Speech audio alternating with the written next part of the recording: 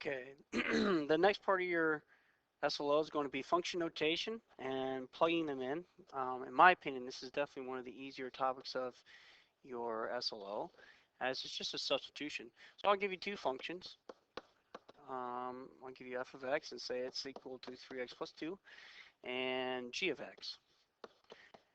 And we're going to say that one's equal to negative 2x squared. So two different functions. And for number 20, I'm going to tell you to evaluate function f. So I'll put number 20 down here.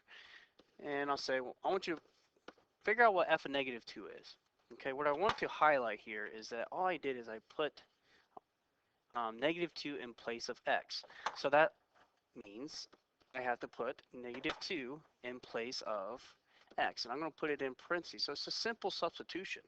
And you just want to see what f of negative 2 is. Well, f of negative 2 would be 3 times negative 2, which is negative 6, add 2, and you get negative 4. That's it. Now, in terms, you don't have to do this, but I at least want, all this means is that when you have an input of negative 2, you have an output of negative 4. That's all that really means. You're just getting an ordered pair in which you can graph, right? Because it's a function in terms of the input and the output. We also mentioned in class, right? F of x is the same thing as y. So again, that would make sense that why I get y is negative 4 when x is negative 2. All the same thing. And then 21, I'm going to tell you to do the same function. I'm just going to give you a different value. I'm going to give you a positive value to plug in. So same thing. I'm going to plug in 4 and for x, and that one's done. So that's just plugging in a positive value versus number 20 is plugging in a negative value.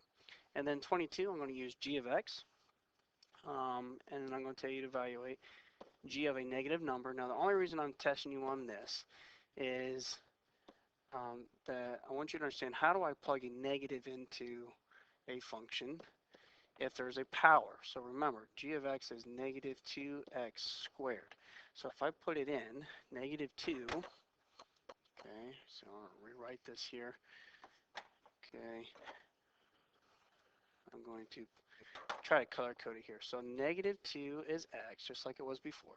So when I get to the x of this one, okay, the only thing being taken to the power of 2 is x. This negative 2 is not being taken to the power.